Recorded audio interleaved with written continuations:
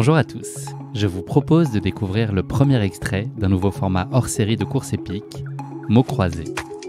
Mots croisés, c'est un format de récit dans lequel deux invités portent leur regard croisés, souvent complémentaires, parfois contraires, sur une même course épique pour laquelle ils ont vécu chacun des émotions particulièrement fortes.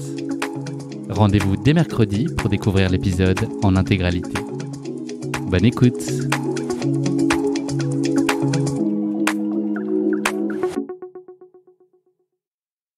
Quand la bénévole le voit arriver là tout, parce qu'il est déjà en train de claudiquer, il marche en fait, il fera plus que marcher, mais il avance à 2 à l'heure, il est plié en deux. La bénévole lui dit, qui le pointe, lui dit ça va, vous allez y arriver? Il dit quoi? Ben il dit oui.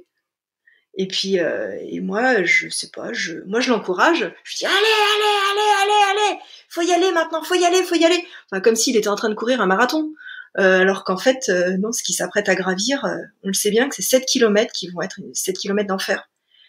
Je me dis, je vais partir avec lui devant pour le traîner et pour le mettre en mouvement, sauf que la bénévole m'empêche d'y aller. Donc, je le laisse partir. Voilà, il s'enfonce là, dans la nuit, je vois que sa frontale. Et en fait, c'est la dernière fois que je vais le voir. Et là, j'ai vraiment l'impression que je vais m'enfoncer dans les ténèbres. Tout d'un coup, il y a plus de lumière, il fait extrêmement noir, et il s'agit de monter cette grosse montée vers le col des Montées, avec ces énormes marches. En même temps, il reste quoi? Il reste 15 kilomètres. 15 kilomètres, c'est quoi? Enfin, moi, je cours 15 kilomètres. Sauf qu'il reste pas 15 kilomètres. Ça va être les 15 kilomètres les plus longs de toute ma vie. Ça va être la nuit la plus longue de toute ma vie. J'ai qu'une solution, c'est de redescendre à Chamonix, parce que je peux pas monter à la Flégère. Le seul moyen de monter à la Flégère, c'est de monter avec le téléphérique. Sauf que là, il est 1h du matin. Le téléphérique, il fonctionne pas. Donc, je suis dans ma voiture, avec les 2 enfants, en croisant les doigts pour qu'ils se réveillent pas, qu'ils me demandent pas comment ça va, papa? Parce qu'en fait, on sait que ça va pas. Je me garde dans un coin, et là, je rafraîchis. Et je rafraîchis trop, en fait. Et je rafraîchis, en fait, ça n'avance pas. J'avance plus, quoi. C'est-à-dire que je fais 10 mètres, je suis obligé de m'asseoir. C'est même pas je suis obligé de m'arrêter, c'est je suis obligé de m'asseoir parce que le mal de dos en fait me cisaille complètement en deux. Chaque fois que je dois monter une marche, en fait, je suis obligé de me relever, alors que la position relevée c'est une position qui est intenable. Je tiens plus que la position repliée sur moi-même. Donc je fais ça, je fais 20 mètres, je m'assois, 20 mètres, je m'assois.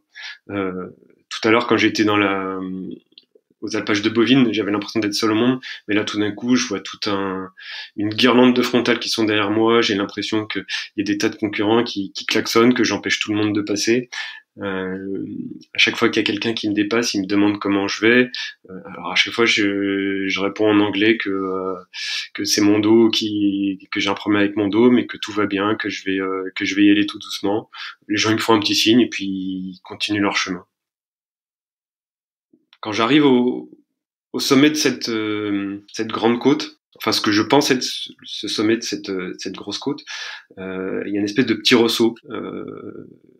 Dans mon souvenir, une fois qu'on passait cette dernière petite rampe avec ces derniers escaliers, on était assez rapidement à la tête au vent.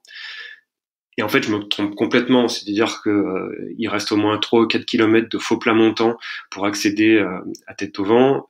C'est un balcon qui normalement est absolument magnifique, mais qui est jonché de pierres. Donc, je dois mettre un temps infini pour rejoindre la tête au vent. Mais ouais, je sais pas du tout combien de temps je mets. Là, j'ai vraiment l'impression que le temps se dilate, que je suis dans une autre dimension, quoi, que je continue, j'essaye de continuer d'avancer, mais j'ai plus du tout le rythme que j'avais jusqu'au 140e kilomètre, et là je sais que ça va durer très très très longtemps.